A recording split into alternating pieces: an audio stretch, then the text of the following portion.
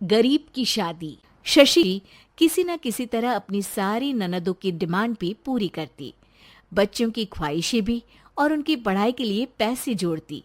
एक दिन जब शशि का बेटा 12वीं पास करके आता है, माँ, अब तुझे काम करने की जरूरत नहीं है, मैं अब कोई ना कोई नौकरी करके पढ़ाई भी साथ कर लिया करूंगा। शशि को लगता है कि बेटा और आगे पढ़ाई करे, लेकिन वक्त की मार के कारण वो बेटे को काम के लिए हाँ कर देती है। अब बेटा एक बैंक में चपरासी बन जाता है।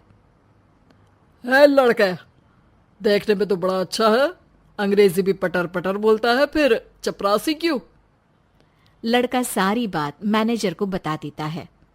अच्छा, तो मैं तुझे एक मौका देता हूँ, तू यहाँ रहकर दूसरे डिपार्टमेंट का भी काम सीख।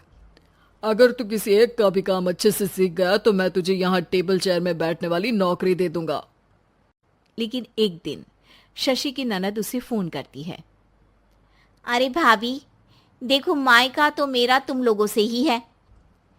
मैंने आपके बेटे और मेरे भतीजे प्रदीप के लिए यहाँ एक नौकरी देखी है, पूरे 5,000 मिलेंगे। वैसे करता ही क्या है, चपरासी ही तो है ना।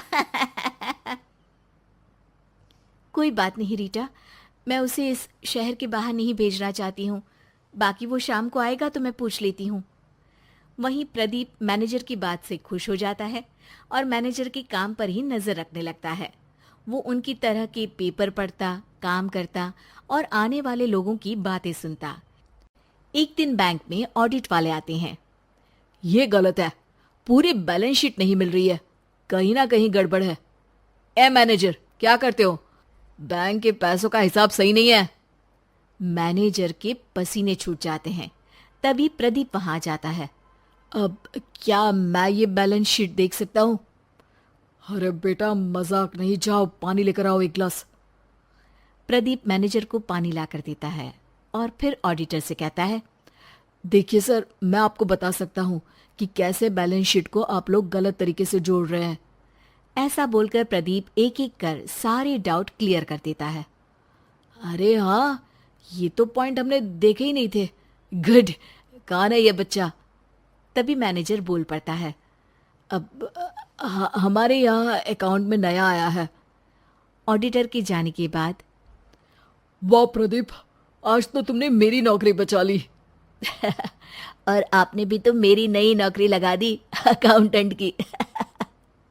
बस फिर क्या था, प्रदीप ने एक बार जो सफलता की सीढ़ी चढ़ी, बस चढ़ता ही चला जाता है। फिर एक दिन शशि की ननद, अरे भाभी कैसी हो? घर को तो बड़ा ही सुंदर चमका रखा है। अरे बेटी, कैसे आना हुआ? तू तो इस छोटे से घर में आना भी नहीं चाहती थी, कोई खास काम है क्या?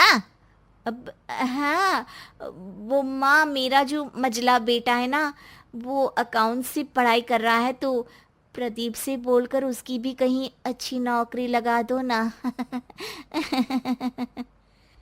सास और शशि समझ जाते हैं कि कैसे पैसे आते ही लोगों के बात करने के तरीके से लेकर रिश्ते निभाने तक में बदलाव आ जाता है।